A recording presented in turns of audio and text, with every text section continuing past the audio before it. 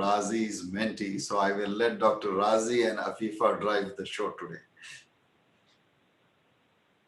Okay, so thank you. I'm going to turn it over to Afifa. She's been a great mentee and I've enjoyed working with her, and I think you will. There she is. Afifa, the stage is yours. Go ahead.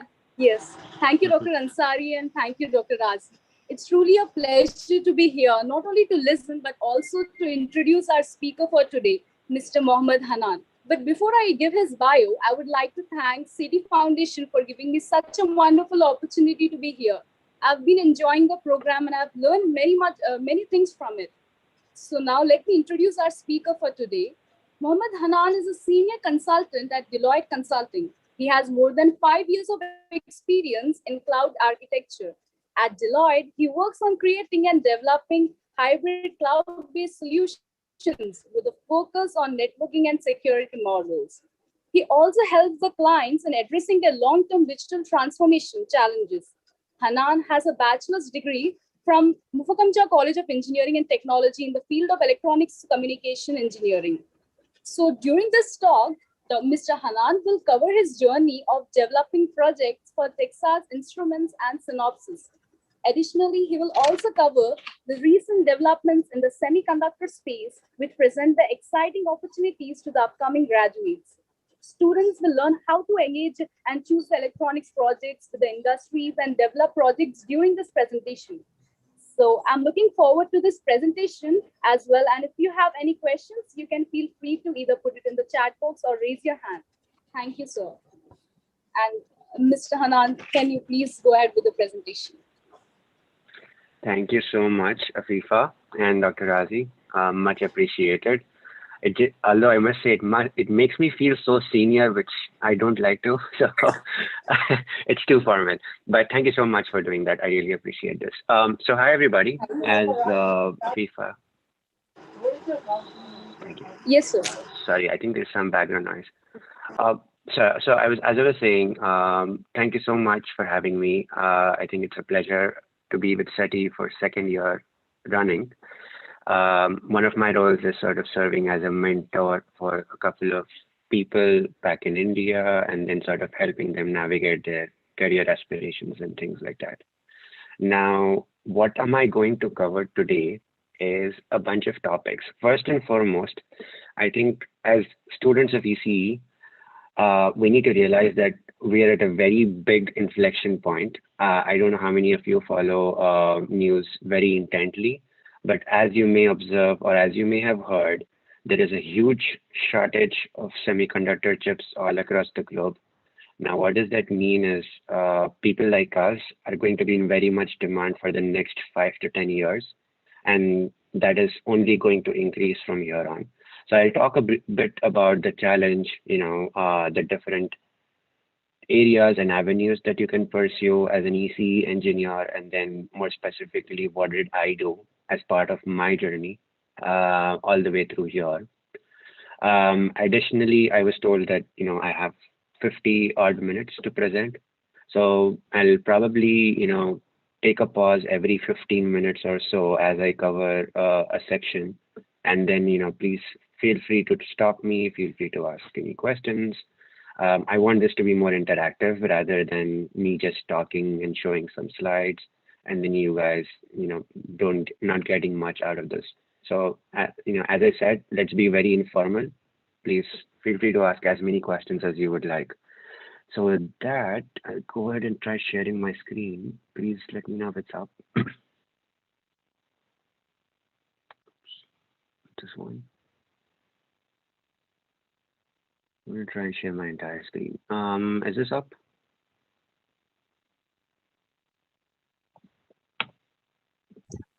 Are you able to see my first slide? Yes, we are able to see. Yes, okay. Yes.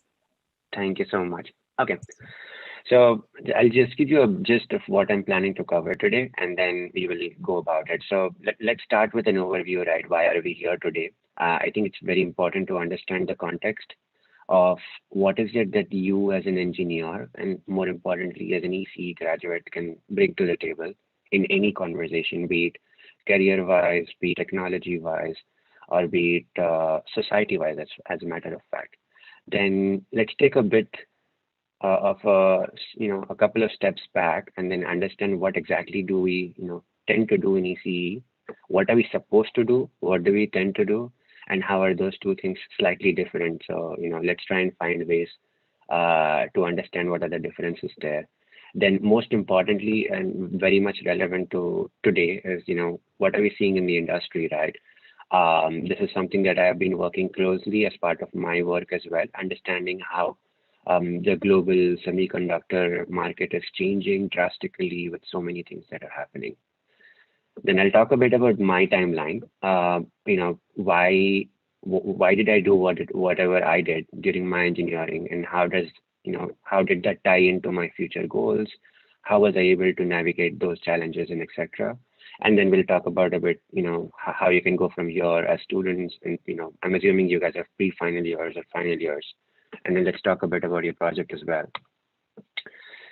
So let's start with the overview, right? So ECE, I think, as a lot of you have already known by now, you guys tend to cover a bunch of topics, more specifically around, analog electronics, networking, communications, RF, IoT, and so much more.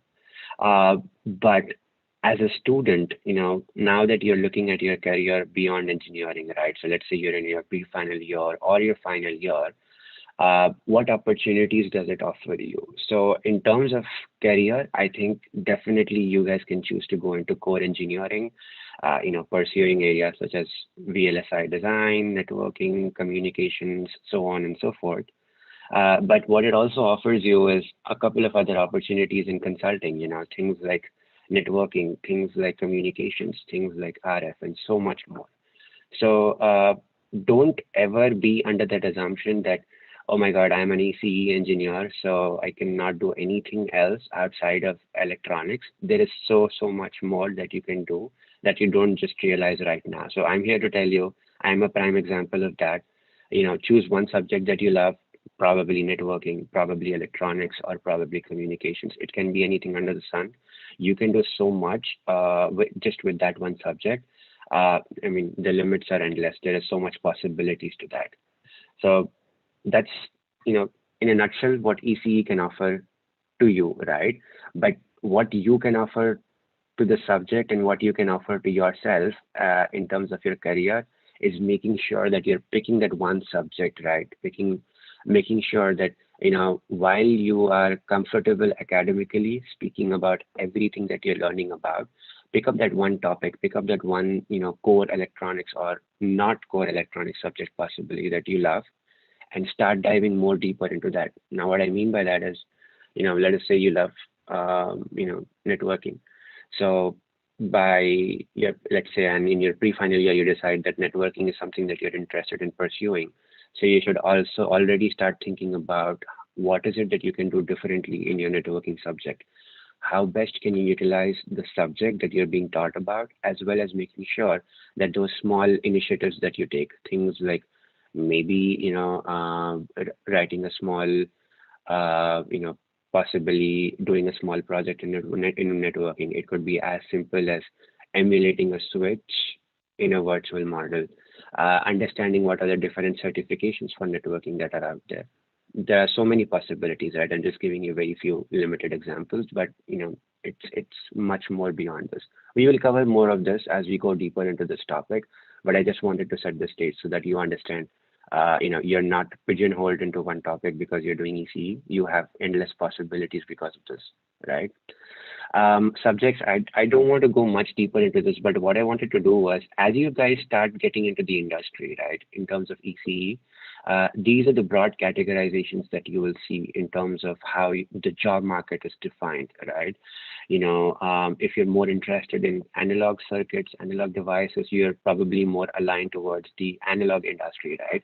Which is more focused on, things like creating modules, creating, circuits, and ensuring that these circuits are working fine within, the bigger electronic devices. So that's more around analog electronics. Digital, of course, as you all are aware, the chips that we use in our mobile phones, pretty much everywhere, all around, right? Your TVs, your computers, everything, right? All of that falls under the subject of digital, chip design, electronics, and so on and so forth. Communications, as is very prominent right now, your 4Gs, 5Gs, 3Gs, and pretty much everything that has to do with that. I think that's communications. And then there is so much more. Like I said, networking, nanotech, GPS, and all of these are vast fields within themselves. So as you can see, just within this one subject, as you get into the industry, there is so many more work streams that come out of this. So if you are somebody in your pre-final year, if you're somebody in your final year, now is the time for you to decide what subject suits you the most, right? Doesn't matter which it is. I'm telling you upfront right now. You can choose whichever subject you want. There is no shortage of opportunities. It's just a matter of you proving yourself in that subject so that companies are able to trust you with a job, right? So take a look at this, understand what it means, to be in these different subjects, and how you can, make sure that you are very focused from here on in terms of telling yourself and proving to yourself and to others that yes, this is one area where I would like to excel, and I would like to get a job, and or I would like to do a master's, and so on and so forth. This is probably the most important topic I want to talk about today because there is so much happening. As you guys, I don't know, you guys may have heard most of these buzzwords by now, things like IoT, things like 5G, cloud, internet, chip design, and so on and so forth. But what I really want to do is spend a bit of time explaining to you how is it that these things together are converging and, causing a huge impact on the globe. Now, let me take an example. Are you guys aware of what the Suez Canal is by any chance? I don't know if people can maybe just do a yes or no on the chat.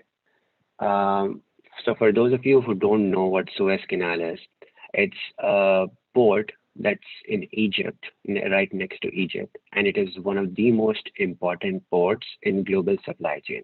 What I mean by that is anything that needs to go from, say, India to US has to pass through that port if it's going by ship. It is that important. And that is just two countries. I'm talking now, take those two countries and multiply that by 190. So that tells you the impact of that one port on the globe. Now, a month ago or 2 months ago, that port was blocked because of a ship that did not follow the right instructions or whatever. Something happened and that port was blocked. That ship, I believe, blocked the port for about 40 days, I think, close enough. Now, somebody did an interesting study in terms of how much that one ship blocking that one port caused an impact to the global economy. So what they found out was every day the global economy was losing about $8 to $10 billion, billion with a B, just every day because of that one ship blocking that port. One of the major reasons for that is silicon, which is, a component that is used to manufacture chips. And chips are some things that you use in every device now, right? Literally every device from your car to your mobile phone and anything and everything. Silicon was one of the major products that was being shipped to other countries, and probably chips as well, and many more things. So that one ship caused an impact of $8 billion. Now look at another incident. Globally now, US and China, I don't know if you have heard this, but there has been a conflict in terms of, who retains the IP. So what do I mean by IP? Let's say you put together a design for a chip, right? BJT transistors and, your electronic gates and so on and so forth. You create a design and you emulate it and then you print it on a chip, right?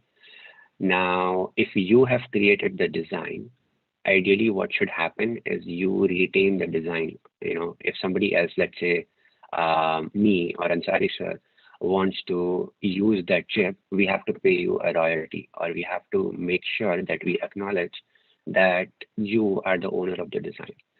Now, a lot of companies these days are fighting this battle of, territorial integrity with chips, which means, the US is telling companies that when you are making chips here, it has to be, a US IP. China is saying the same thing, and Taiwan is saying the same thing, and so on and so forth. So all of these issues, geopolitical as well as economic, as well as people like you and me buying more and more devices, is kind of making this whole problem much more acute, right? A lot of people now are going to face challenges in terms of their devices, in terms of their chips, which means your favorite iPhone, your favorite Android phone, your favorite PlayStation 5, Xbox One is not going to be delivered to you in a much sooner time. So earlier you would order it today, you would be able to get it tomorrow. Now you will have to probably order it today and wait for 5 to 6 months because there are no chips. There is so much shortage out there right now. So why is this happening, and how is this becoming much more prominent? And more importantly, how is this relevant to you as an engineer, and more specifically as an ECE engineer, right? Let's take a look at this. So this is your global GDP. But what do I mean by GDP is every country together probably produces or, generates this much revenue. So that is $85 trillion globally, all right?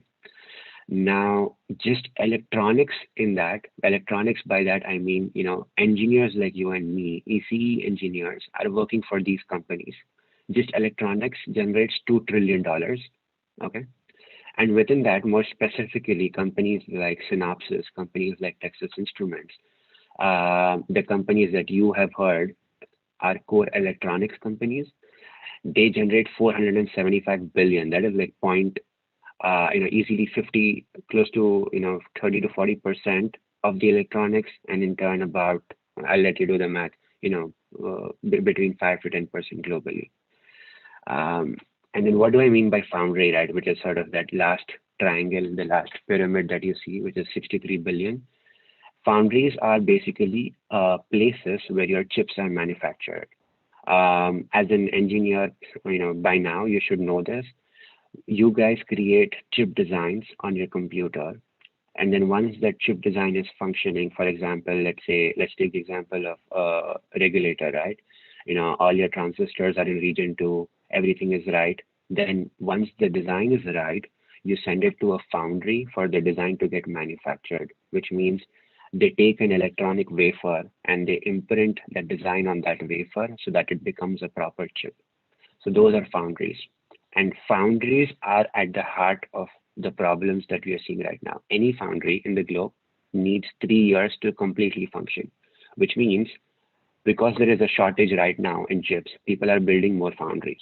But the problem now is if the foundry needs at least 3 years to come online, which means there is at least 3 years till this problem that we are seeing right now is solved, which also means people like you who are going to become graduates are have now more opportunities to be employed by these foundries because there are more and more foundries that are opening up.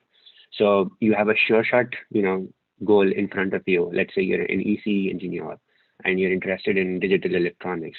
So, and you want to be in this place, where chips are manufactured, where chips are built, where chips are designed, then now is the time for you. This is your moment. All you have to do is seize it.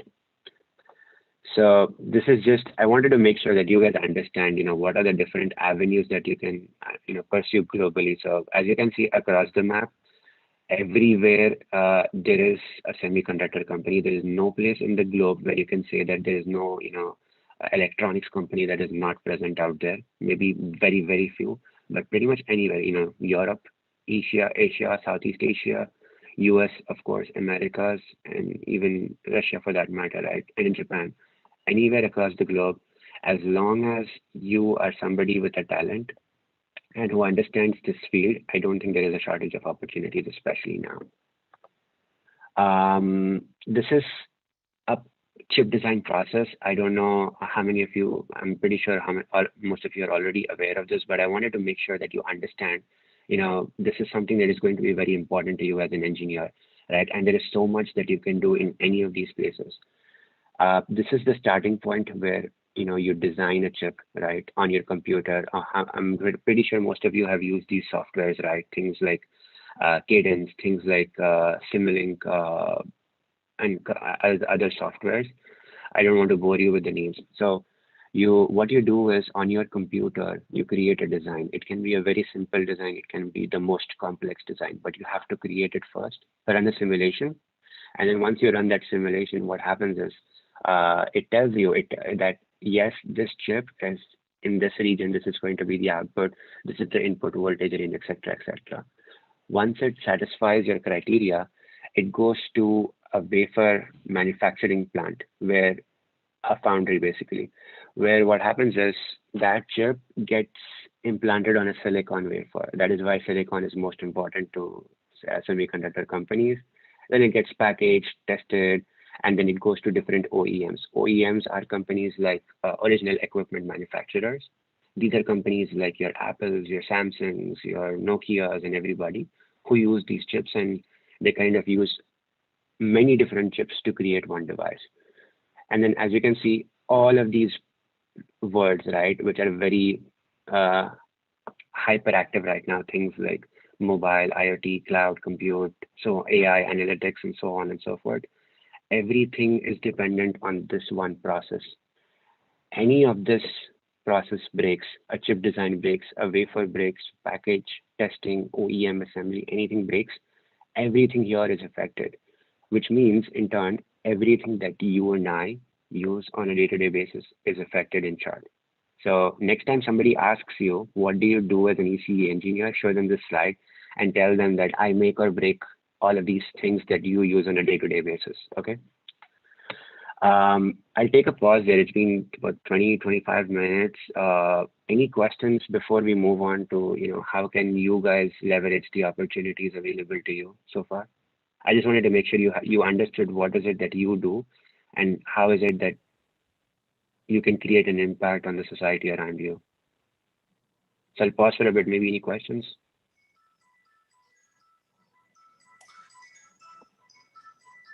So guys, in case, you have any question, whatever it might be, this is your opportunity to ask something. So. Okay, I think Shafiq has raised his hand. I don't know if you want to unmute yourself and ask a question. Am I audible? Yeah, you are. Yeah. So you explained about global chip shortage and opportunities that are quite possible. Many of us don't even know how to approach these companies and what type of skills should we need to develop in ourselves. So can you please elaborate more upon the same? Thank you. If you bear with me for the next 20 minutes, I promise I will tell you what I did. And I think that helped me get to these companies. So I'm pretty sure if somebody, an average student like me can do it, then I'm pretty sure all of you can do it. So just bear with me for the next 20 minutes. I will get to that part shortly.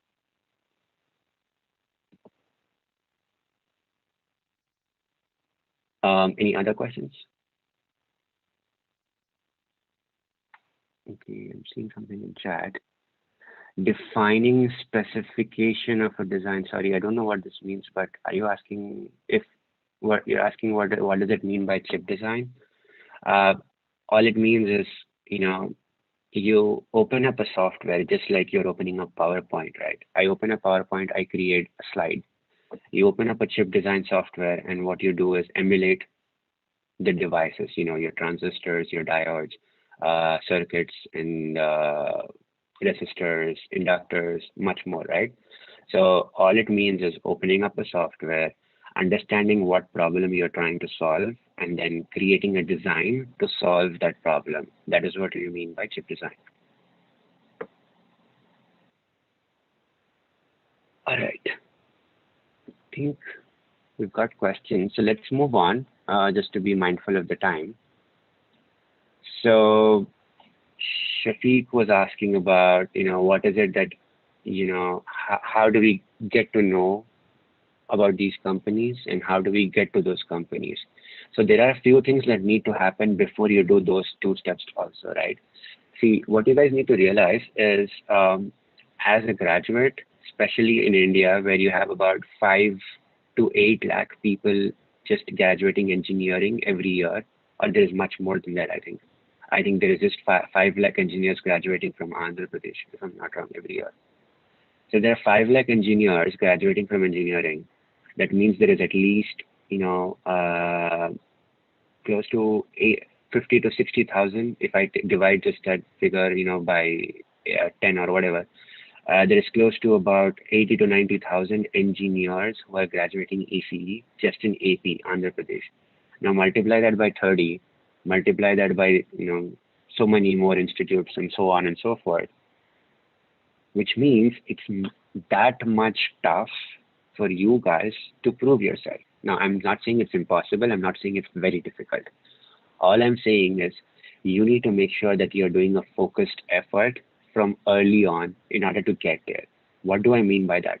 I believe a good deal of you are either in your third year or in your final year. Some of you, those who are in second year as well, this is very relevant to you. It is very important to know from early on what is it that you want to do. I think one good thing that engineering offers you is by your third year, you're pretty much sure that either I want to do a core job, let's say if you're ECE, we're talking about ECE today, either you can pursue a core job in electronics, right? Or I'm not interested in core electronics, so I'll probably pursue something like, an IT job or something. Or I can probably choose to do master's in an engineering degree or so on and so forth. Or I can probably do something totally different, which is I'm more business oriented. So I'll probably do something like an MBA because I want to understand how business is solving, technology challenges and so on and so forth. So at a high level, these are available to you. I'm not saying these are the only opportunities. All I'm saying is it is very important for you right now to decide which of these four or what is that fifth or sixth thing that I want to pursue, right? If you don't know that, then nobody can help you, to be honest. I mean, if you still haven't decided that, hey, I'm in my final year and I still don't know what is it that I want to do, which is maybe fine, but then you shouldn't be expecting, core electronics or, a high paying job or a master's or whatever, right? You have to be very meticulous about what is it that you want to do. So identifying that goal, I think, is very important. You need to make sure that you know what is it that you're doing from either your pre-final year or your final year, but it is very important to do it as soon as possible so that life becomes easier for you and you are able to, use opportunities that come your way only in these specific fields and you're not overstressing yourself, right?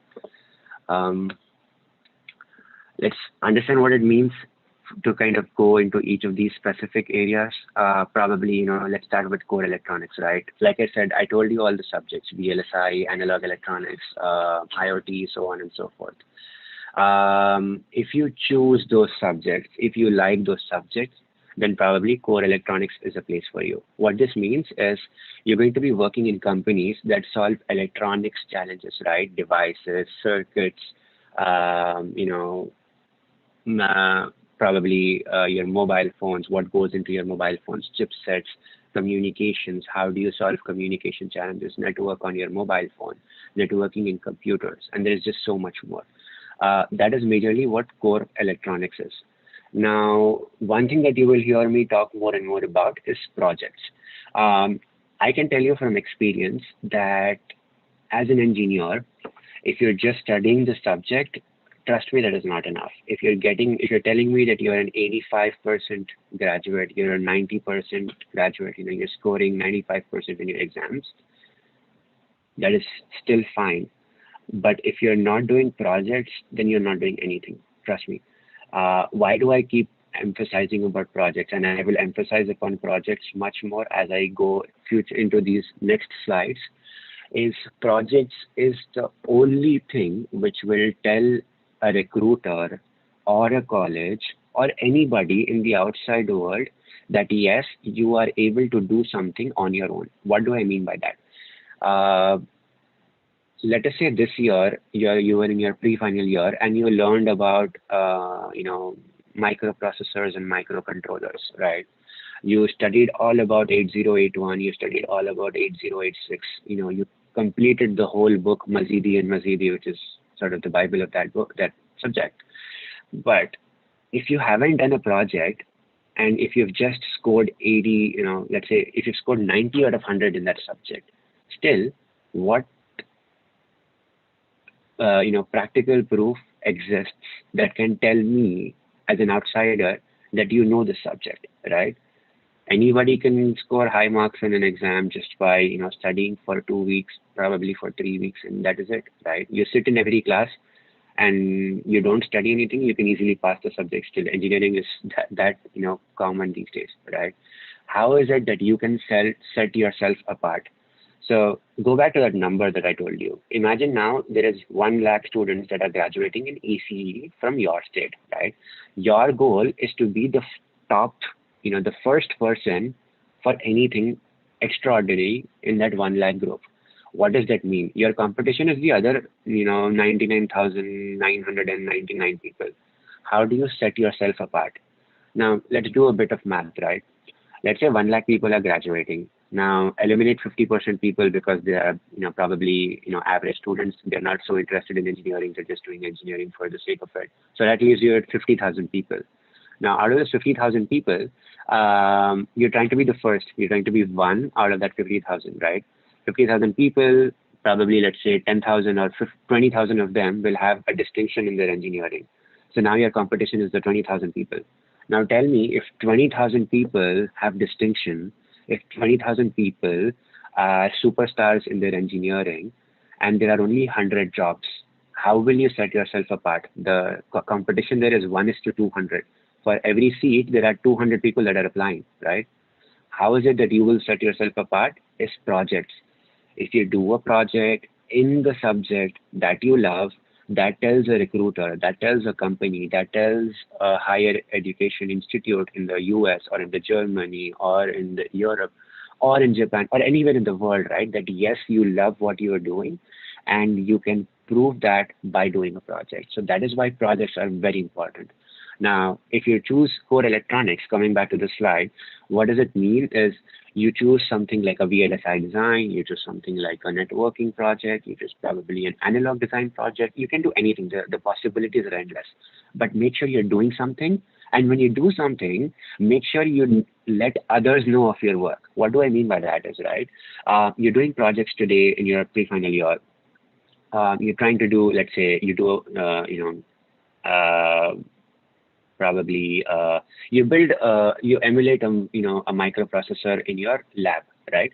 That can be a project. But when you do that project, make sure that everybody around you, your professors, your school, your college, your peers, your friends, externally, your other colleges and everybody, they keep doing these design competitions, paper presentations, and so on and so forth.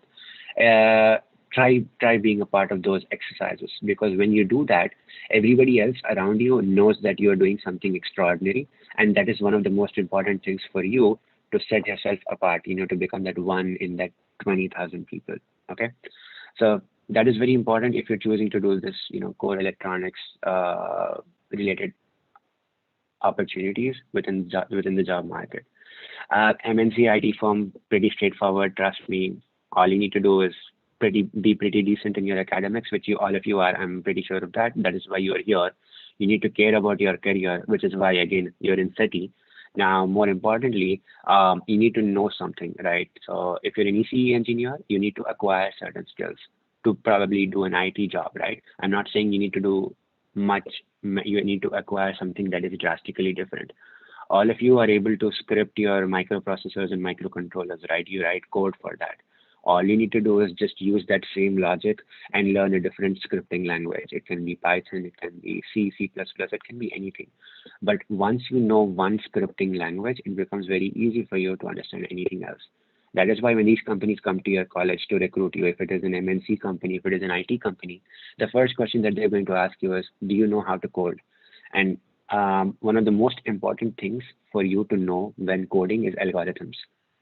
Those boring boxes, etc., that you draw on papers, right? Flow diagrams. That is the most important thing in scripting because that will help you arrive at the right code. So you guys already know about algorithms. You've studied that in your first year. All you need to do is make sure that you're taking that learning and you're applying that to an actual scripting language, probably let's say C, C++. You guys know how to draw, how to refer to libraries. How do you write a logic for something as simple as addition, subtraction, multiplication, so on and so forth? As long as you know that, you're pretty good. And then, your academics, you do some scripting projects in your pre-final year and final year. I think that is much more than what is needed for you to get a job in an IT firm, as long as you're making sure that you are that one amongst 20,000.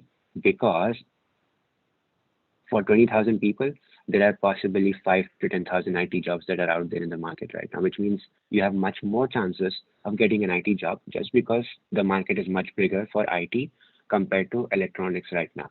Okay. Masters in engineering. So let us say, I don't know if anybody ever told you this, but engineering that you're doing right now, the bachelor's, is probably a summary of all the engineering subjects that are out there. It is not a deep dive. By what do I mean by that, right? Analog electronics that you're studying, digital electronics that you're studying, VLSI design, networking, communication, so on and so forth. For every subject that you're studying, that you study right now, all you're doing is understanding what that subject means. You're not diving deeper into the subject. Masters is how you dive deep into that subject. So for example, let's say you decide that communications is a field for me, you love communications, then probably masters in communications is the way forward for you to actually get to know more about that subject. And once you do a master's, you kind of become much more approachable for a company, probably a communications company, for a job. All it means is you know that subject, you have learned that subject, and you've done a master's in that subject, and then of course you'll do projects and so on and so forth. So you kind of are enabling yourself to get a job in that one particular field that you love to do, of course by learning more about it. And I think that's the way it should be. So that's how you typically approach your masters in engineering. MBA and so on and so forth is more about how do you solve more about business with the technology information that you know about. So let's say you're an engineer, you do ECE. So now, like I told you, semiconductor companies, right, they're facing this huge challenge about supply chain. So MBA, one of the major subjects there is operations and supply chain and so on and so forth. So as an MBA graduate, what you can do is help companies and countries solve this challenge of supply chain, right? If there is a shortage in a place X, how do you solve that shortage? What are the problems that you see? And those problems can't just be technical, right? They can be possibly labor challenges. They can be technology challenges. It can be anything for that matter. So applying that knowledge with the technology skill set that you have will set you apart for an MBA. And trust me, a lot of MBAs don't have a good enough information about technology, even though they're trying to approach, a technical company for a job or something. But, if somebody like you who already knows the technology now goes and does an MBA, I think it sets you apart very, very much because you already know what you're talking about, as well as you understand the business implications of what you're talking about. Before I go here to sort of get more deeper into how you can get more closer to companies like Texas Instruments, Synopsys, other electronics companies within your college, I'll take a pause. All of these overviews that I gave you just now in terms of degrees and so on and so forth. Do you guys have any questions? I think somebody raised a hand already. Can we relate cloud computing to core ECE field? Yes, you can. So I don't know the different syllabus that you guys follow. The different universities that you're from, but one of the core topics in ECE is networking. I think you guys learned that in your pre-final year or final year. Networking is possibly one of the foundations for IT, right? There is a saying in IT that if you are in networking field, nobody can take your job away from you because it is very important and it is a must for any and every company. So I think cloud computing, any technology will need networking at any level. So that is one of the first and foremost things to set up a cloud platform is how to set up networking for cloud. And I think you knowing networking is already a door for you to get into any, cloud related work. Now, I'm not saying that is the only work that is out there. There is so much more to cloud because I do that on a day-to-day basis.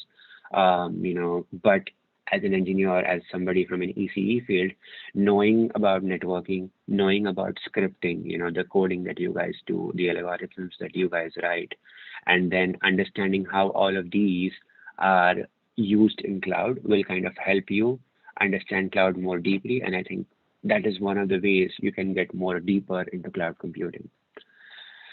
Okay, I'm a current ECE third year interested in MBA, doing a job first for experience. What should I do? Prepare for my CAT or simply focus on getting some IT job?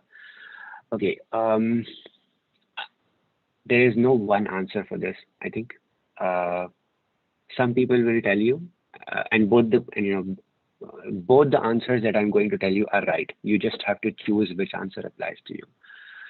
If you feel that you are ready for business school, if you feel that you want to immediately learn about business, then what I would highly recommend is go for CAT. You need to train yourself for CAT, right? These days, I think you need to score at least 99.9 percentile to get into an IIMs of your choice. So for you to get that score, you have to have a good deal of practice, which means at least 6 to 8 months of practice before the actual CAT exam. So if you're interested in IIMs, if you want to go to business school right after college, then by all means prepare for CAT and then, just directly go to business school. If, for example, you tell, you want to get some experience, you want to understand the corporate world and then choose an MBA. Because for some people, what happens is an MBA, you choose a subject, you choose a problem that you want to solve. And for you to know the problems that are in the corporate world out there, I think you need to get some experience. So probably, get 3 to 4 years of experience or, whenever you want to be ready, 5 years of experience. Then I would probably recommend that CAT is not the ideal platform for that. I would probably, write a GMAT and then go for business school, either in, a school like Indian School of Business or probably, schools in the US. I think those are better options. If you're a fresher, then definitely IIMs are the place for you. If you are not a fresher, if you have a good deal of experience, 4 to 5 years of corporate experience, then probably an Indian School of Business or I think there are PGPX programs in IIMs as well these days for experienced professionals. Or again, go outside. But for these, if you have experience and you want to then go to business school, you'll have to write the GMAT. You won't be able to write the CAT at that point in time. So then it's your choice, right? Do you want to get experience, then to school? If you feel you're already ready, go for CAT. Totally up to you. Next question, I think, is keeping in mind. Oh, sorry, there's another question before that. What is the future for communications in India? Communication is already with it. I mean, all around you, right? Think about it. Jio, Airtel, Vodafone, all of these companies are deploying their 5G networks right now. So, I mean, that is the future right now, right? So many opportunities. I think it just depends on what window is open, how much proficient you are in your subject. I think you need to prove that. Only then you can get into these fields, because communication is a very niche field. There are not many positions that open up every year. So you'll have to be very, very extraordinary to be applying for those positions. What jobs can a newly graduate ECE apply? Well, pretty much everything, right? Like I said, you can either choose to go in core electronics, you can choose to go into an MNC, you can then probably or choose to go for masters, and then I think pretty much every opportunity that is out there, you can apply for that opportunity. Keeping in mind that we have been at home for quite a time, practical knowledge, what should be our approach? See, this is a problem that everybody is facing, right? You are not the only person who's facing this challenge of practical knowledge. But tell me, how many of you have explored softwares that you can use to emulate electronic devices? How many of you have done courses on Coursera, on EduX, and any other platform for creating electronic devices, chip manufacturing, or what does it mean to do chip manufacturing? How does it work? How does the process work? What are the different technology companies out there? What are the different core electronics companies out there? What are they doing right now? Have you done that? I mean, you don't need to be in college to do that, right? I think just having a laptop and an internet connection is sufficient enough for you to acquire all of this information. So now tell me, if you do all of this, then you're already setting yourself apart from all of the others who are also remote, who are not going to college just like you. And to be honest, you're going to college to learn a subject, to get connected to your fellow classmates, and then sort of, understand what they are doing, how both of you together can collaborate and do something better. But these days, thanks to mobile phones, thanks to computers, you're still able to do that. You and I are talking, we are living in different countries, but we are still talking, right? So I don't think that is a challenge. I know, going to college is a different feeling and all of that, which is fair, but everybody is facing the same challenge. So how do you overcome that challenge? These are some of the ways, right? Exploring online platforms, understanding how is it that you can acquire, these skills that we're talking about today, right? Anything that you want to do, I'm pretty sure there is a course for that. All you need to do is do a course, call your friends, 3 or 4 friends, tell them that, hey, I did this course. I want to do this project because I did this course. Let's do this, right? You just need that. So I don't think it's a big challenge. All you need to do is just something to sort of set you apart. There are a couple of hands up. Shahir wants to ask a question and Ayman wants to ask a question. So Sure, go for it. I know we only have 10 minutes, so can we probably do quickly the questions? We have to cover a few more things, but go ahead, please. okay, Shahir, unmute yourselves and just ask your question, please. Quick one. Assalamu alaikum. Salam. Sir, my question is not so particular about ECE, but precisely your IT firm. The thing is that today I could say that the knowledge I have about my core ECE is precisely less than programming language or something else. So it's like Okay. my interest is in programming. Okay, so thing is that, sir, I am a EC third year student, but today I feel like I don't feel like so much connected with electronics. Okay, so my question is, sir, that tomorrow if I'm gonna apply for an IT job or something else, so one thing that always annoys me is if the interviewer gonna ask me that if you were interested in programming and that and all this stuff, then why did you join ECE? So my clear-cut answer would be that my interest is in programming. But I always feel like, will it justify my answer or not? I mean, will Okay, yeah. So Shahir's question, Hannan, is very clear. He is from ECE but wants to do programming. How does he navigate the interview process? So I think I was an ECE graduate. When I sat for my interview, I was asked about programming also. And, I think I was able to answer those questions. My advice is, nowadays, the world has shrunk so much that nobody really cares about where you're coming from as long as you're able to prove your value for that subject. What do I mean by that is, let's say, like you, Shahir, you're sitting in your final year interview for a company, applying for an IT job and you are an ECE graduate.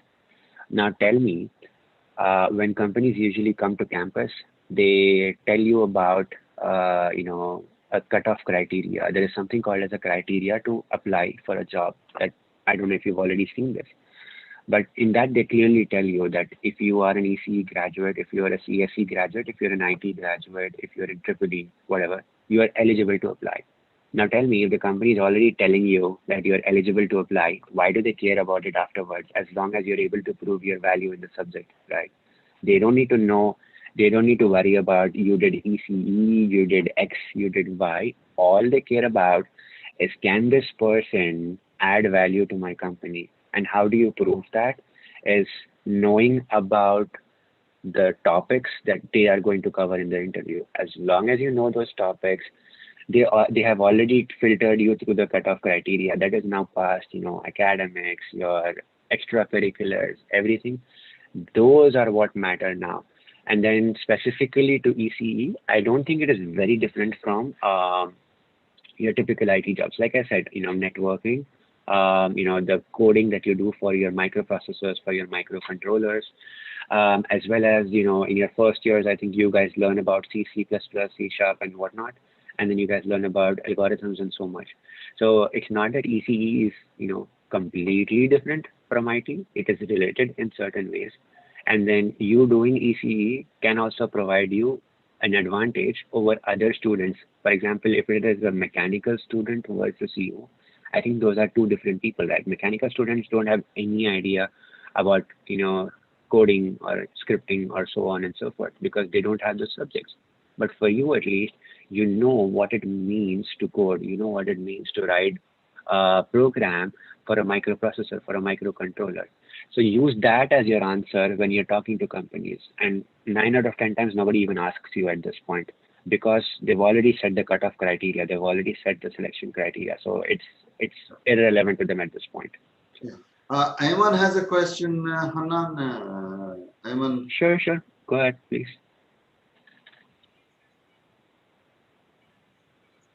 Ayman, can you unmute yourselves and ask, please? We are unable to hear her. So let's go to Afifa. Afifa, your question?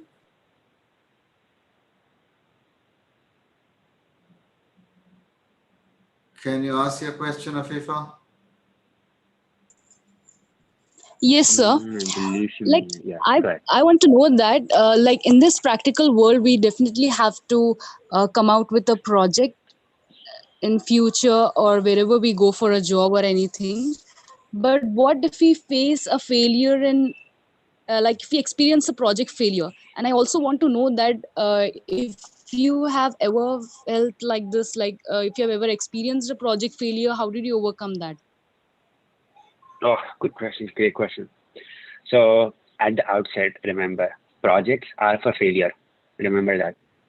If you're not failing in your projects, if you're not, if you're doing everything right, then that means you're doing nothing right. Trust me on that. What do I mean by that is, you right now are in the most, how do I say this? In the most luxurious phase of your life, in your college, in your projects, you have the luxury of making mistakes. A mistake that you do will not cause any problems. Let's say you're designing a chip, okay? You make a mistake. This is fine. You go to your professor, you talk to your professor, you talk to somebody else, you fix that problem, and then you again start designing the chip. In the real world, if somebody who's designing a chip makes a mistake, that mistake is worth at least $1 million. That is the bare minimum, and companies will not tolerate that. So those are two very drastically different things. Now, why am I saying that it is good for you to fail in projects? Because you will fail in projects in your college, you will know what not to do when you're working in the real world, right? And this is how you navigate failures. And this is how we also faced a lot of failures when we were doing our work. I think one of the most important things to remember is you always need to work in a team. You cannot do everything by yourself. Believe that fact. That is the bare minimum reality of today. If you are somebody who is telling that I can do everything, then you can do nothing literally for that matter. So you need to have a team of people who know what is it that you are working towards and who believe in that cause. The cause can be as small as creating, simulation in MATLAB. The cause can be as big as participating in a competition for a major company. It can be anything, right? But if you don't have people that believe in that cause, first and foremost, you're not going to achieve anything. So that's step one. Have people who around you who believe in what you're doing and who are willing to help you, right? That is first. Second, as you start failing, you will fail in something, the people around you will fail in something. Understand why that happened. The why is most important. Why, if you don't know, if you don't deep dive into why did I fail, you will never learn anything. That is one of the foremost reasons why companies stress on projects in your engineering. If you're doing projects, which means you're approaching failures, you're trying to tackle failures, then that means you're already thinking how to solve challenges, how to think preemptively. So the next time you do that in a company, for example, you're writing a piece of code and you got, let's say, 500 bugs, right? So the next time you write that code, you know that 500 bugs are going to come if you do these five different things, right? So you already know how to avoid those 500 bugs. That is what companies are looking for. So when you talk about a project, don't talk about I did X, I did Y. Tell them about while doing X, I learned about this. I learned about XYZ and so on and so forth. That is the most important piece. And doing that with your team is the only way for you to solve those challenges. You have your professors around you, you have online, Google, there's so much on Google right now. But if you don't have people helping you to do those things, you will never be able to solve those challenges. So make sure that while you are aware of the problems, being aware of problems is very easy, right? You run a simulation, it tells you that these five problems exist, and that is why your code or probably your device or your simulation is not running properly, right? I mean, all you need to do is solve those 5, 6 different things, talk to your professors, uh, look it up on Google, read different papers that are out there that will tell you at least how to approach that problem. And then it's your brains, your teammates' brains that will solve that problem, right? Hannan, Yeah. there's one more question, and then I guess you can continue with your presentation. And Yeah, sure. Yeah. so this question is a fairly specific one. I'll just read it out for you. This is from Ayman in the chat. It says, I wanted to ask a specific question. I'm interested in pursuing nanotech. So should I focus on a project related to nanotechnology while doing my BTech? Or should I leave this as a subject that I can tackle for MTech? Well, if you already know you like something, might as well get started on it, right? So somebody else is going to wait for MTech. Why do you need to wait for MTech? Start on it right now. See, as part of your engineering, you will anyways have to do all of those subjects that are in your syllabus, right? Do that on your daytime. Take out a couple of hours every day to understand what this technology is. What are the different companies that are working in this technology space? What are they doing? What are the problems that they are trying to solve? And then, of course, you cannot solve all of those problems, but it will at least give you an idea of the type of work that is happening in those companies, right? So I don't think you need to wait for MTech. I would highly recommend start right now. That will give you an idea about how to, what are the challenges that are out there. And then that will also help you for your masters, right? In your masters, you need to do, I think, a couple of projects full time. You need to, I think, write a few theses or things like that. That will help you pick topics for that, right? So I don't think you need to wait. Start on it right away, please. Perfect, Hannan. Thank you. If you have a few more slides, Hannan, then let's just move ahead in the interest of time. Yeah, I think for the students, if you have questions, please keep on typing in the chat. Okay. So. Yeah, we'll do it. I just want to do two things.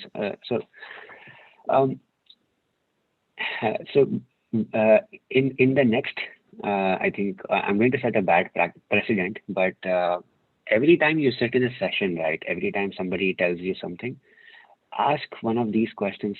This should be your first question. How is it relevant to me, right? So let's say I'm talking about ECE today, I'm talking about engineering and so on and so forth. The first question that you need to ask yourself is, if I'm spending 1 year listening to this guy talking about engineering, how is it relevant to me? What value is it adding to me? So if I were to tell you this entire 1 hour, the value is this one slide that I'm showing you right now. This is what I did. This is what an average student in a college in India is able to do. Now you decide, how is it that you can take this and then go beyond, right? What is it that you can do using this as an example?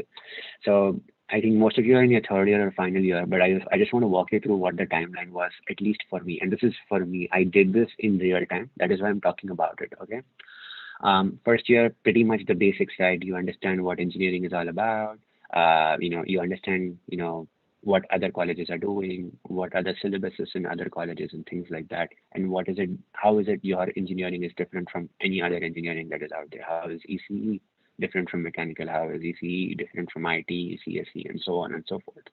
By the time you come to your second year, you're already learning about ECE much more deeply. You're going to get into much deeper subjects and so on and so forth.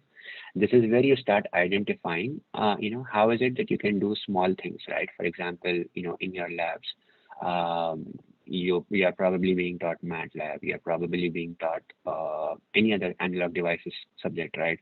Or electronic design, right? For that matter. How is it that these subjects interest you? What is the most interesting topic? It can be a transistor. It can be a diode. It can be, probably a formula, a Fourier's transformation, or so on and so forth. Choose anything, doesn't really matter. But deep diving into that, understanding how that is relevant to things around you. A transistor is probably a device that you can find in every electronic thing that exists around you, from a TV to a mobile to a computer and so on and so forth. Then if you start doing that in your second year, when you come to your third year, you're already experimenting, right? You're trying to do things. Now, I'll give you 2 examples very specifically. So when we were in our third year, and I hope you guys are also thinking about this, Texas Instruments, it is a very major electronic company. They do an analog design competition every year in India, where they invite colleges to take part in their electronic design challenge. What that means is they give you a problem statement. You have to solve that challenge. All you need to do is go to their website, register, get your college to sign up for you, to nominate you. And then they give you the latest electronic devices that they are manufacturing right now. For example, if you decide to make possibly a multi-processor, they will give you an MSP 430. I'm hoping that you guys know what an MSP is. MSP is Texas Instruments line of microprocessors. So they give you that for free. All you need to do is register for that competition, get your college to nominate you for that competition, and they will give you everything that you need to create whatever it is that you want to create, as long as you're participating in that competition. So find out what other companies are doing. Every company, I'm pretty sure, is doing this. Every electronic company will do this. So use this as an example. Understand how you can, solve these challenges for them. How you can probably go to, go create something for them, right? All you need to do is register online. So you need an internet connection to register, and that is it. You need a team of 2 or 3 people, and they will give you everything that you need to do, and you just need to do it. As simple as that. So once you've done your third year, possibly these couple of things, now you're in your final year. Final year, I think academics kind of take a backseat because there is not much to do in final year. So this is where I think you have about 12 months to spend on your what you have learned so far and applying it. So in my final year, what I did was, there is a major electronic design company called Synopsys that also does challenges for students every year. So what does that mean is, they train you for 2 weeks on their software. Mind you, this is industry software that they are using in real time. So they train you on that, and then they give you a problem statement. So my problem statement was to create a design regulator. So as part of this exercise, we got about 6 months. So we were trained for 2 weeks. They gave us access to their software for 6 months, and then they told us to, solve that problem. So we solved that problem. We wrote a paper on that problem. We sent that paper to other forums like IEEE and a bunch of other presentations.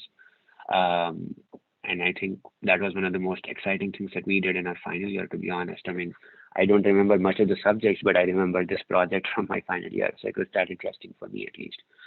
And then, if you're doing all of this, I don't think it's very tough for you to get placements. And, I don't think it's much tough after this, right? So you're already doing projects, you're already getting connected to companies. And as part of these challenges, if you do good in these competitions for these companies, they will automatically consider you for job opportunities. That is one of the easiest ways for you to get into core electronics companies. So if you're interested in that, I highly recommend to pursue this. This is, one of the most simplest channels. Of course, you need to put an effort, but I think it's there, once you do that, sky is the limit for you. So that's what I did, right? What is it that you can do, right? This is what probably, I think this is your food for thought for today, right? If you're in your third year, if you're in your final year, if you have time, which most of you have, what is it that you can do from today till the time you graduate, right? Pick a team of people, people who are close to you, people who are technically sound, people who are good at academics. Pick up 3 to 4 people. Identify 1 to 2 areas that you can do. It can be any area in engineering. If you're interested in IT, please pursue IT. If you're interested in ECE, please pursue any subject that you want to do in ECE. But pick a topic, right? Does not need to be something very broad. It can be a very simple topic. It can be a very complex topic. It's up to you. But pick a topic and then start solving a problem in that topic. Find out what is it. Just Google that topic. You go to, search for, let's say, for example, electronic design, right? I would just Google for problems being faced by electronic design companies. It will give you a list of 100 different problems. Find out what is it that you as an engineer with the knowledge that you have can do to solve those problems. You need not solve all the problems. You need not solve every problem. All you need to do is pick a statement and work for that statement. That shows that you are aware of the industry as well as you're aware of, the problems that exist in the industry. So when you sit for an interview tomorrow in a core electronic company, for example, they already know that yes, this person knows about the field. This person has made an effort to work in this field, right? So that's probably my homework to you. That's the end of my presentation. I don't have anything else. I know we are a little over the time. I'm sorry for that, but more than happy to answer any questions. And I hope you guys understood something at least from me. Worst case, if you haven't understood anything, just remember 2 things: Synopsys, Texas Instruments, their design challenges. Go to their websites, find out if they are doing the same thing for this year. If not, try and identify any other electronic companies, Broadcom, Qualcomm, Intel, so on and so forth, IBM. All of them do this every year. Find out what is happening right now. Become a part of that, competition. And that is the easiest way for you to learn so much. And that automatically becomes your final year project. As simple as that. So, Ansari sir, hopefully that was valuable, at least to a certain extent. This was perfect, Hannan, as usual, very, very helpful to the students, very interesting, very valuable advice, I think, especially, this one slide that is here and that I can see still. The important thing there, I think, is to understand that you can only benefit from the company of good friends. And in fact, friendship can result in benefit for everybody. So think about doing projects in the company of your friends. Learn from each other, be enthusiastic about particular topics, motivate each other. And I think that can be very valuable to everybody. Any questions that anybody has? Hannan, you can just switch off the presentation and then we can take a few questions. Sure. You can just raise your hand and ask the question if you have any. Otherwise, we will wind up. Yeah, no, I mean, please feel free to ask questions. This is your chance. I'm more than happy to help you with whatever information I have. Think. Looks like we are done then. Anybody? One last, call for questions. Asim, can I make a point? Sure, Bashar, why not? Please. Yeah. No, Hannan, I like that slide where you gave the timeline. That was really wonderful. Year 1, year 2, year 3, and year 4. You made it so simple. And I think that's applicable for all those who are engineering, irrespective of the branch they are in. And it's an excellent route map. And then if they stick to it, I'm sure things will look much simpler to them. Yeah, I think that they should, Asim, they should really follow that. Yeah. Absolutely, sir. No, sorry, go ahead. Go ahead, please. Hannan, you go ahead. I was just saying, timeline, I think it is relevant to everybody for sure. But one thing I want to, let everybody know, see, it is easy for me. It is easy for anybody else outside, your family or your mentors or anybody for that matter, to tell you that, yes, now you have to do this. Now you have to do 5, 6 different things. But what is important for you at this stage of your career is to be very specific about what is it that you are doing. If somebody is telling you to do 5 things, the first question that you need to ask is why. You don't need to just tell simple yes or no.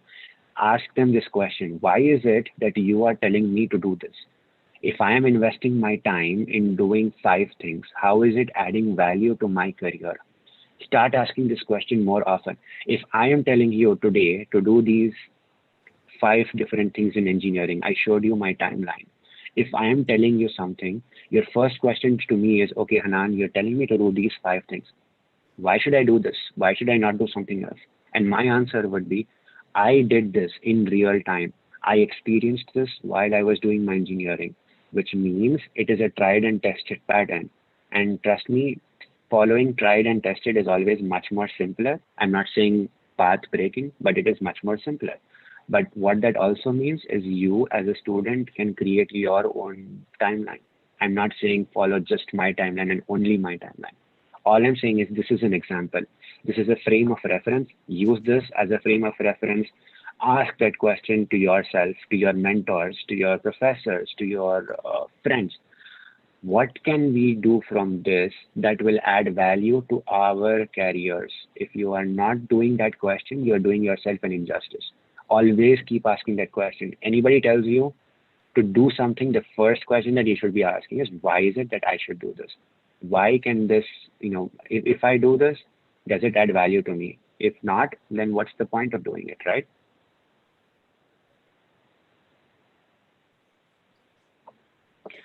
Okay, I think you guys have gone radio silent. So does that mean you did not understand anything? Or you understood everything? It's one of those 2 possibilities. You are absolutely clear. You are absolutely clear, Hannan. In fact, what you said, that it's a frame of reference. And it's anybody who gives you a suggestion, take it as a suggestion and see how it applies to you. And as you said, what is there in it for you and how you can make it relevant to yourself. I think you made a great point. Exactly, sir. Yeah, exactly. Absolutely. Yeah. I have saved your my screen share of that slide. Probably when I do my time management, I'll use that slide. I found it to be very interesting and something new. Because you're so specific. Yeah, absolutely. I can send this over to Asim sir as well. Yeah. Yeah, you're so specific in that. Otherwise, they get lost where to make a beginning, how to move forward. So that's a reference from which they can draw their own plans. Correct. Yes, absolutely. And then since everybody is an ECE graduate, I think my request to you is, you've learned whatever you've learned. I think more than happy to share the presentation. But my request is, you guys have so much time on your hand. You guys are right at the cusp of so much change that is going to happen that you don't even realize now. Trust me, for the next 3 to 5 years, all you are going to hear about is semiconductor chips across the globe. So now is the time. If you're interested in ECE, this is your opportunity.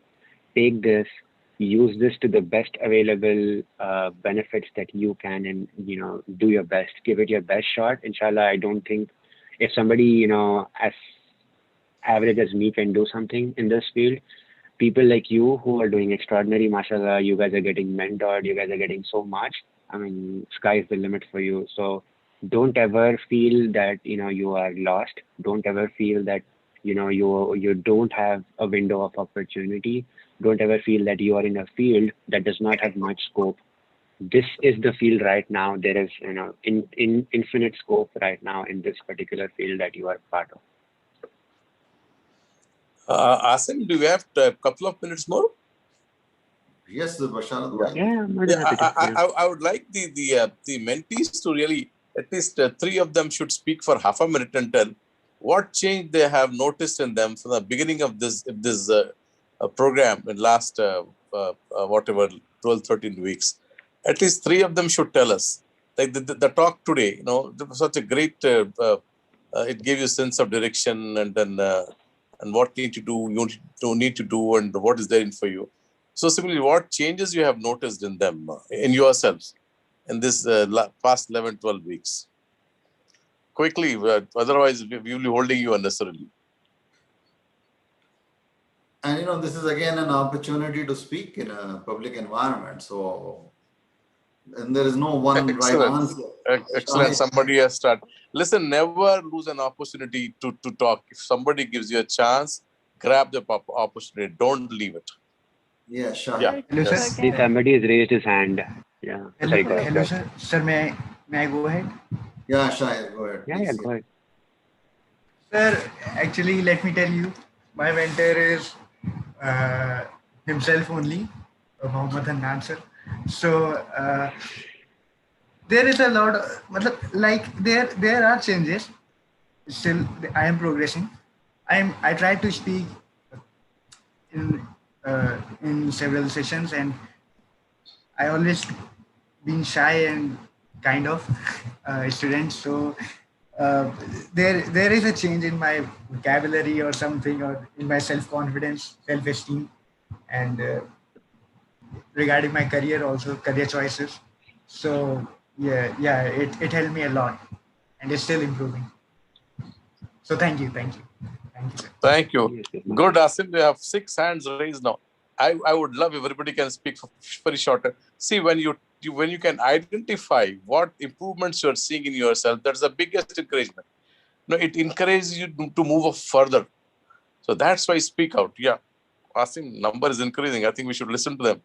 Yeah, certainly. Yes, I think let me try to get to Zoya first. Okay. Sir, Assalamu alaikum, sir.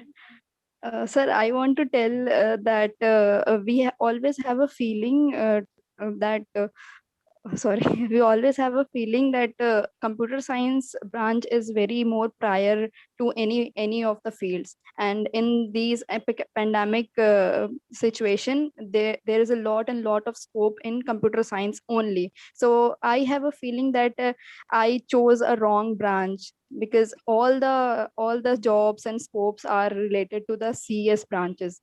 So now by this session, I got to know that there are lots and lots of scopes, and we will do lot of things in EC branch too. So it clears my mind. So thank you so much for that. Next. Good, Zoya. So I'm glad that you are realizing the potential for ECE, almost any branch, mechanical, civil.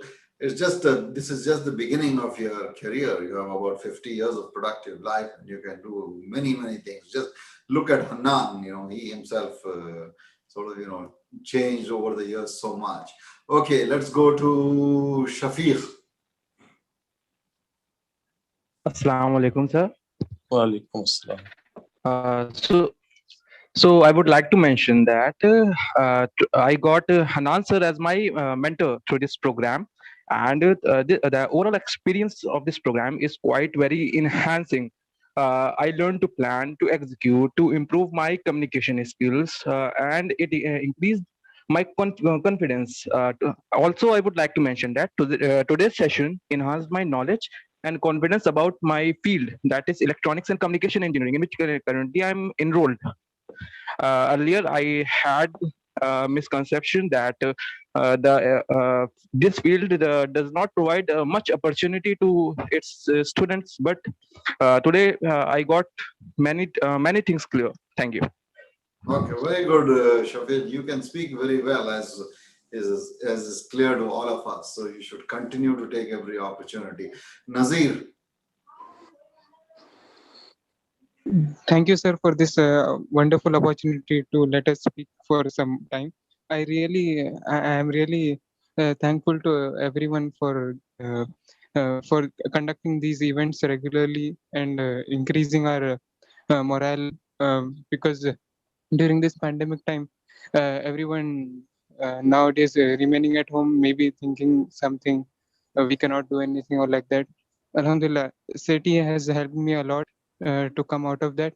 And we were I suppose everyone were missing Razi ma'am for the past, maybe she wasn't there for some time, but Asim sir, no offense, you took the charge very well, and alhamdulillah, we never felt her absence in your presence, alhamdulillah. And all the mentors whom I am connected to are really humble, down to earth persons, and really enjoyed working with, learning from them. Thank you, sir. Okay, Nazir, very good. Where are you from, Nazir? I'm from Hyderabad only, sir. CSE department. Which college? Lord's College. Which one? Lord's Institute of Engineering and Lords. Technology. Okay, Lords. Okay, perfect. Yeah. Great, Nazir. So let's go to Ayman. Yes, sir. Assalamu alaikum. And thank you for the opportunity. I have learned a lot during these past few weeks, these past few months, really. And the first thing I learned was to be proactive. It's like, especially during COVID, we became a bit lazy because there were no colleges. We weren't supposed to go out during the lockdown. But then CT taught me that you can do a lot from home itself, and you should do a lot from home itself. I learned how to I taught myself to focus, even if it's on the computer. I taught myself how to focus on online courses and stuff. And then, as Hannan sir said today, about nanotechnology, he told me to don't wait for the future, don't wait for MTech, start doing what you can do now. So I should start researching on it. I should try to build my portfolio from today on, from today itself, from tomorrow itself. And I also learned I also learned how to break down my tunnel vision, because we did hear from many people in our lives that if you have too many paths open to you, or if you keep thinking about different paths, then you won't be able to choose anyone. You'll be you'll be indecisive for the rest of your life. But then CD taught me that you should never close down your paths. You should never shut off your doors, because you never know what the future has in hold for you, and you should always try to learn as many skills as possible and welcome what life throws at your way. Thank you. Excellent point, Raman. If you want to start something, the time to start is now. Very good. Yes, Hamad, and then Bazela, she has been waiting patiently. So, yes, Hamad. Assalamualaikum, sir. So the SETI session has been going on for past 2 months. So what I have learned is that we were shown how we can communicate. We were shown that we can communicate with friends, and we were really unaware of our communication skills. So we were really motivated for that. And about how the internet has got us, and we were exposed to the internet world. We were just dependent on the books that we were provided. But in the COVID, and the SETI showed us the internet and how we can learn from the internet. Very good point, Hamad. The basic thing to understand is that Initiative is what matters, and there is so much that one can learn because so many resources are available. All you need to do is plan and execute. किसी के बोलने की जरूरत नहीं रहना चाहिए. So I think that's one lesson that we want to always sort of communicate to the students. Yes, Basira. Assalamu alaikum, everyone. Wa alaikum assalam. Thank you so much, Hannan sir, for such an insightful session today. As a lot of other EC students have told this, and I'll repeat the same, we have a lot of inhibitions and maybe insecurities that our cold field is not that much promising and IT is the leading industry. And today I just realized one thing, that it's not that the scope lies alone in the subject, it lies in the person as well. If you're good in something, we can excel at it no matter what the subject is, and there is scope in everything. So thank you so much for that you just made me believe that I haven't chosen a wrong branch, and this is it has a promising career as well. Apart from this, overall, this mentoring program is literally so helpful for all of us, be it the resume review. I mean, I can share a small experience. We share our resumes to our friends, and they'll definitely say, "Ha, ye acha hai, this is a good resume," and stuff like that. But having those expert words, you are wrong here, you're right here, it improves us in so many ways. And thank you so much for that. Whether it is that my confidence has increased, whether it is that I have again started reading newspapers and started reading novels again, which I used to back then. But I mean, thank you so much for this. Is like an overall enhancement program. It's just not for whether to get us a job or something, it's improving us as a person. So thank you so much for that. Perfect, Basila. I think Farhadi Bab, chat se kaam nahi chalega beta. You have to speak. There are, this was very well put, Basila. Farha has something in the chat, and in fact, I think she should speak. Arshan also wants to speak. So let's start with Farhadi Bab. Farha, bete aap, you can unmute and speak.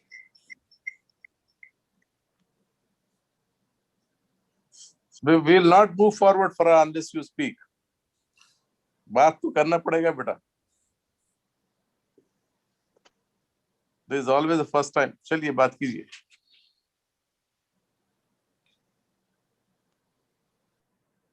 Okay. Farha, while you prepare to speak, let's move. I think there's some problem with her mic, it seems. Yeah. Okay. We'll let you go, but remember, next time when we meet, you'll talk about yourself. And I see one point I want to make about what Basila said. But the intention of program is this, to make an overall improvement in every mentee.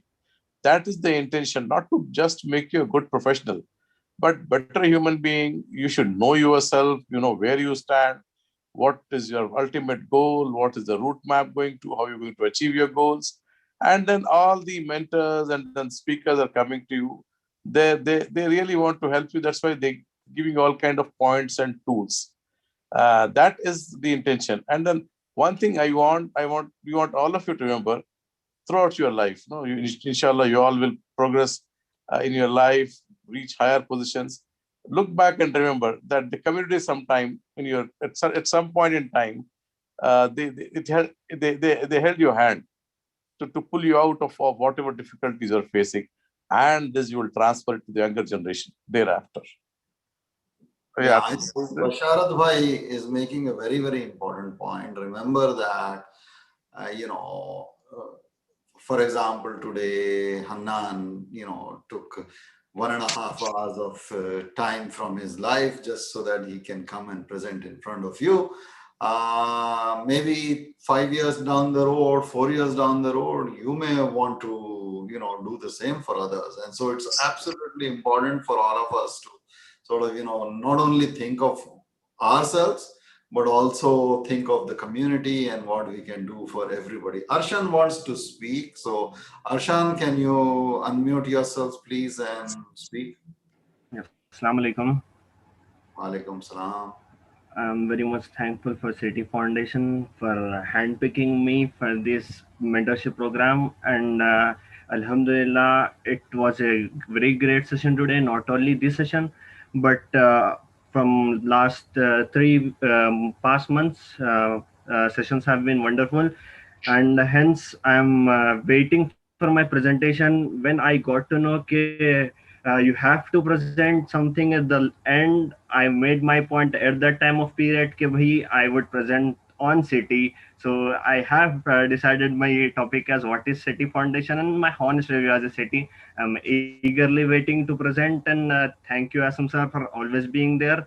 And I would also like to thank Basharat Ali sir for organizing everything, and all the mentors who have been there and all the mentees, and thank you City Foundation. That's it. Thank you. Very good. So you are Sohaib Hamid's mentee, right, Arsha? Yes, I'm Zoeb Hamid's mentee. Okay, wonderful. Yes. Great. Anybody else wants to I talk? think Barira, she did not speak. Okay, yeah. Barira can speak, and Amreen is also here. Maybe she can speak a little bit. There is. Good evening, sir. Yeah. Good evening. Sir, actually, I missed the session today, and I'm very sad about it. I just missed it. Just got missed from my mind. So I was like, very interesting session today. I was hoping to join it and listen to it, but sir have helped me with the video, and surely I will see the video and maybe and hoping it will be helpful for me also. Very good. Excellent. Yeah. Actually, what we're discussing is each one of the mentee who are present today are telling us how this program has helped them, what changes it has brought in them in the last 3 months. So do you take half a minute to say a few points? Yeah, sir, sure. So about the session, it is the best thing which have happened to me during this lockdown. Actually, this has kept me so motivated and productive, and interested about doing new things and knowing new people and knowing how to interact with them well, and the career opportunities which I can take in future.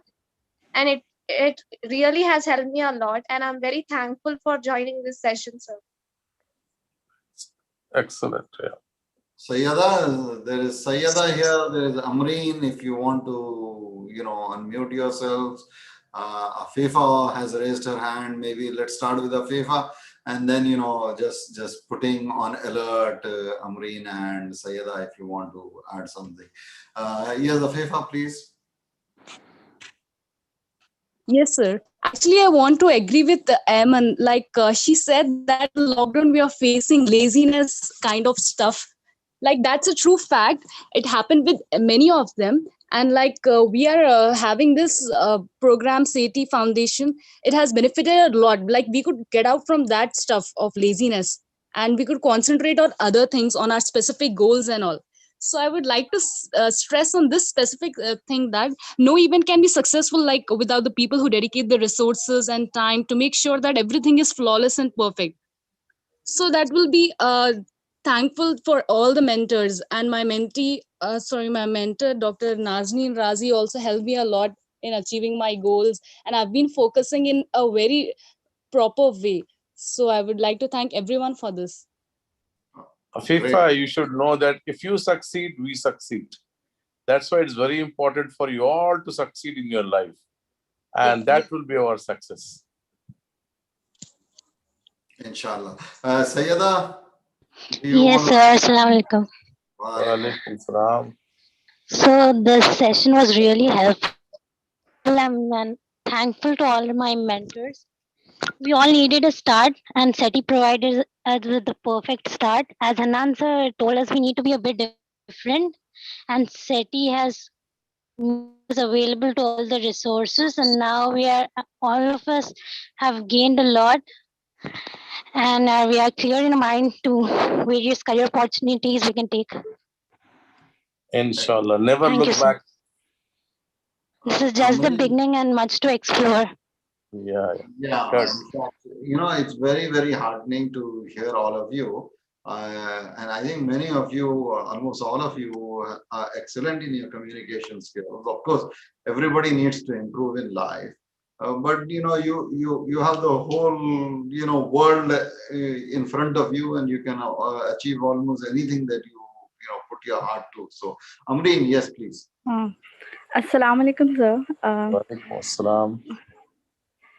This city program, this mentoring program is really helpful for me.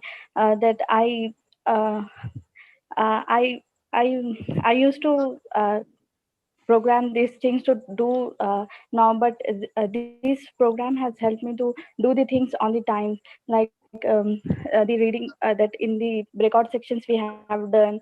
So it's very really helpful for me to do the things on the time, and it mm, it, during this program I learned that the most of our career paths which I can go for it and opt for it. So like the doors are open for us, and we can do what we want. So Very this good. this was the very appreciable programs, mentoring program. Thank you very much, sir, That's for this great. opportunity. Asim, they're speaking so well, all of them. Yeah, mashallah. So Really, I'm really very happy to hear them, all of them talking so fluently. Yeah, expressing your thoughts, but that's one important thing, and you are all doing it so well. Congratulations to you all. There is one person here whose name is not visible. I don't know. ECE is the brand name of the phone, I guess. I'm not sure who this person is. So I think you should put his name, Asim. yeah, but I have no idea. Please log in with your name always. Who's this? Maybe somebody new, not in the mentoring program. It's possible. You find out who's he. ECE, can you just unmute yourselves and maybe let us know who you are without worrying too much. Anyway, I guess we are almost done. I don't think there's anybody else left. Anybody here who hasn't spoken?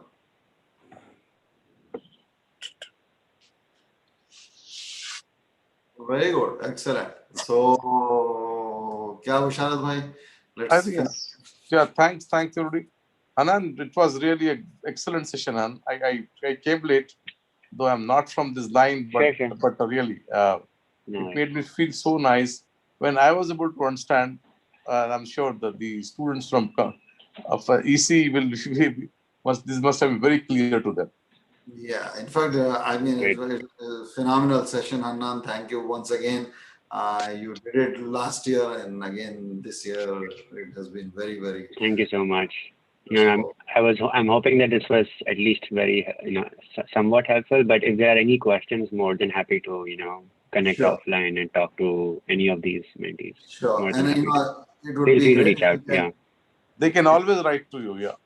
Yeah, and Absolutely, also, Hannan, if you can share the presentation maybe in PDF form or something, I will post Sure, it. I will do, sir. I'll do that today. Sure. Yeah, I'll do that today. Yeah. Thank you very much once again. So inshallah, we will, meet again. So with that, I guess let's wind up and finish this session. All right. Thank you so much, everybody. Good luck. All the best. Take care. Allah Hafiz. Bye-bye. Allah Hafiz.